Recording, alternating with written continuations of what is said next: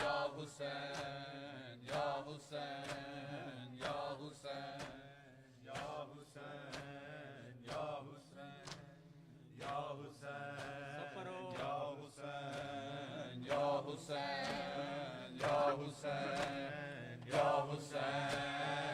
حسین یا حسین یا حسین یا حسین یا حسین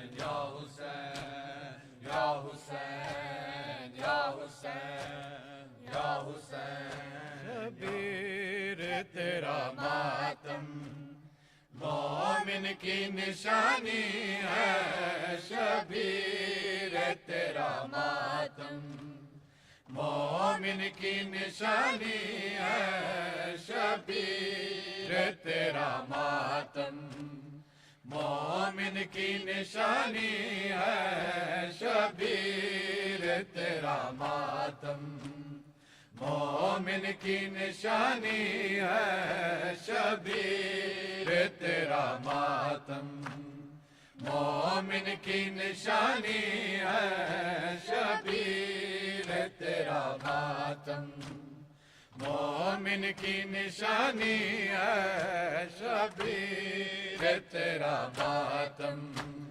مومن کی نشانی ہے شبیر تیرا ماتم مومن کی نشانی ہے شبیر تیرا ماتم مومن کی نشانی ہے شبیر تیرا ماتم مومن کی نشانی ہے شبیر تیرا ماتم مومن کی نشانی ہے شبیر تیرا ماتم مومن کی نشانی ہے شبیر تیرا ماتم مومن کی نشانی ہے شبیر تیرا ماتم مومن کی نشانی ہے شبیر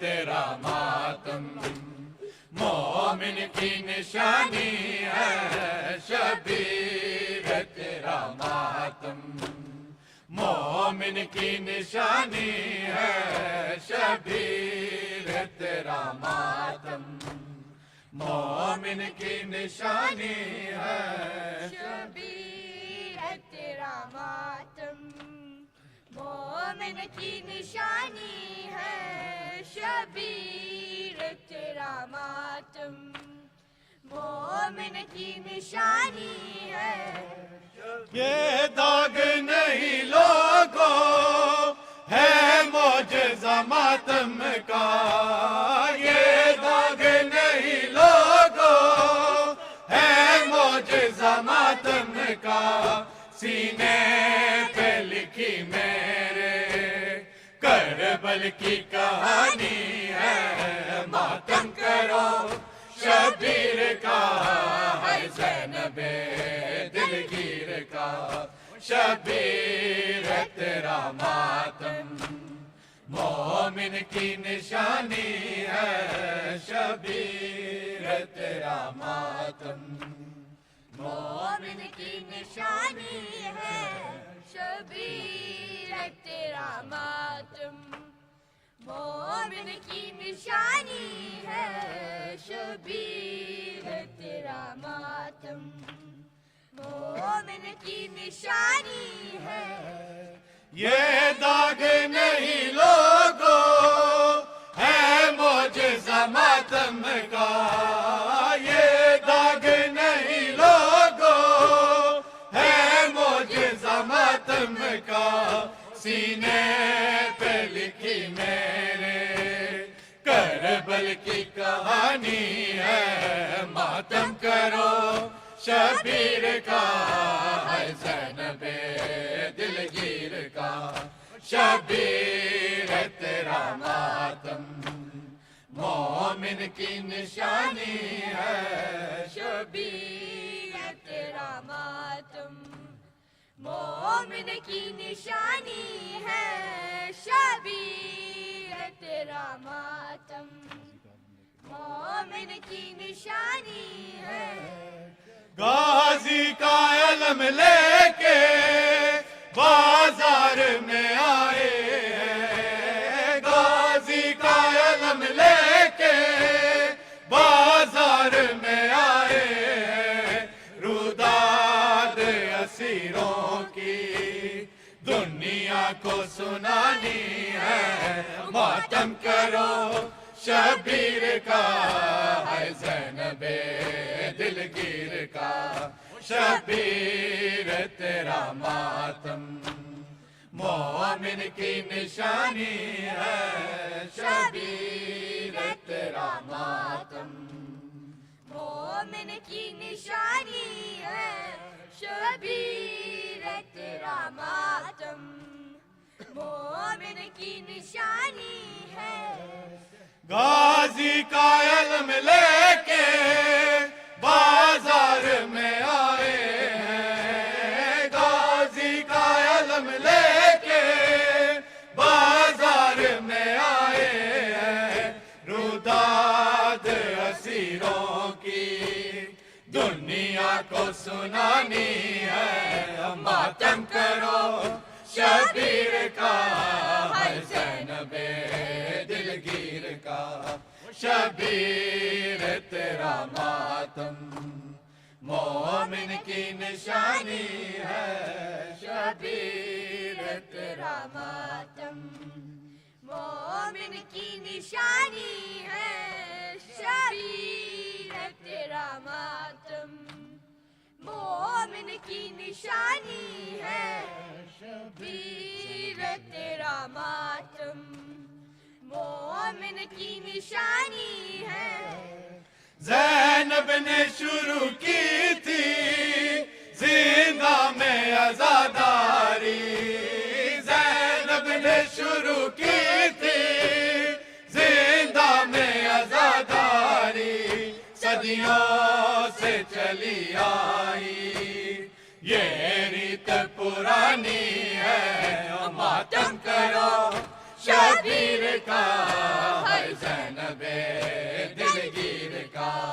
شبیر تیرا ماتم مومن کی نشانی ہے. شبیر تیرا ماتم مومن کی نشانی ہے. شبیر تیرا ماتم مومن کی نشانی ہے. شبیر تیرا ماتم مومن کی نشانی ہے. زینب نے شروع کی تھی زندہ میں عزاداری. زینب نے شروع کی تھی زندہ میں عزاداری. صدیوں سے چلی آئی یہ ریت پرانی ہے. ماتم کرو شبیر کا ہے زینب دلگیر کا. شبیر تیرا ماتم مومن کی نشانی ہے. شبیر تیرا ماتم مومن کی نشانی ہے. شبیر تیرا ماتم مومن کی نشانی ہے. دے پرسا 72 کا زہرا کے لٹے گھر کا. دے پرسا 72 کا زہرا کے لٹے گھر کا. ہر سال محرم میں یہ یاد دلانی ہے. ماتم کرو شبیر کا ہے زینب دلگیر کا. شبیر تیرا ماتم مومن کی نشانی ہے. شبیر تیرا ماتم مومن کی نشانی ہے. شبیر تیرا ماتم مومن کی نشانی ہے. شبیر تیرا ماتم مومن کی نشانی ہے دے پرسا بہتر کا زہرا کے لٹے گھر کا دے پرسا بہتر کا زہرا کے لٹے گھر کا ہر سال محرم میں یہ یاد دلانی ہے ماتم کرو شبیر کا ہر زینب دلگیر کا شبیر تیرا ماتم مومن کی نشانی ہے شبیر تیرا ماتم مومن کی نشانی ہے شبیر تیرا ماتم مومن کی نشانی ہے شبیر تیرا ماتم مومن کی نشانی ہے آتی ہے صدا بھی کربل کی فضاؤں سے آتی ہے صدا بھی کربل کی فضاؤں سے شبیر حقیقت میں اسلام کا بانی ہے ماتم کرو شبیر کا ہر زینب دلگیر کا شبیر تیرا ماتم مومن کی نشانی ہے شبیر تیرا ماتم مومن کی نشانی ہے شبیر تیرا ماتم مومن کی نشانی ہے شبیر تیرا ماتم مومن کی نشانی ہے غازی کا علم لے کے بازار میں آئے ہیں غازی کا علم لے کے بازار میں آئے ہیں روداد اسیروں کی دنیا کو سنانی ہے ماتم کرو شبیر کا زینب دلگیر کا شبیر تیرا ماتم مومن کی نشانی ہے